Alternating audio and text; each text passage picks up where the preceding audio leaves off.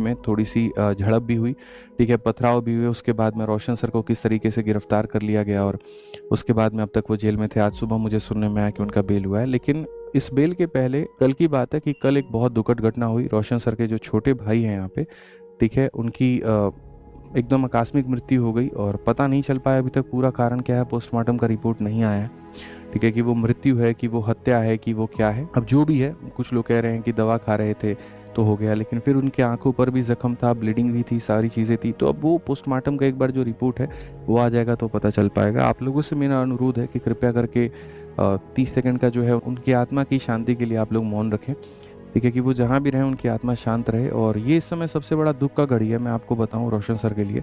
इसी को कहते हैं, आप देखिए कि जब आपका वक्त चल रहा होता है तो कितना शानदार होता है, लेकिन जब पलटता है ना तो ऐसे कि आपको एक पल में सब धीरे धीरे धीरे धीरे आपसे छीनना शुरू कर देगा।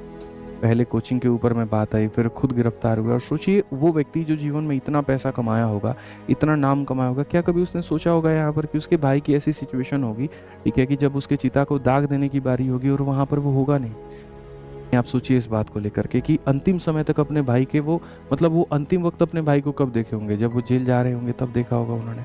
और क्या उस समय उन्होंने कल्पना की होगी कि शायद ये अंतिम बार मैं अपने भाई को देख रहा हूँ। तो ये उनके लिए बहुत बुरा हुआ है। तो मैं आप लोगों से 30 सेकंड का एक चाहूँगा कि आप लोग मौन रखें और उनकी आत्मा को शांति मिले, बस मैं इतना ही चाहूँगा। चलिए, बाकी आप लोगों से कहेंगे, लड़ाई झगड़े में कभी भी कुछ भी नहीं रखा है, किसी का कोई फ़ायदा नहीं हुआ है, इसमें चीज़ें खराबी होती हैं, मतलब यहाँ पर नुकसान ही होता और कुछ नहीं होता। मैं पहले दिन से ये बात कहते आ रहा हूँ, ठीक है। आप भी अपने टीचर्स को यही बात समझाएं जहाँ पर भी आप पढ़ते हैं, लड़ाई झगड़े में कुछ भी नहीं रखा है तो कुछ भी नहीं रखा है, ठीक है। ओम शांति, भगवान उनकी आत्मा को शांति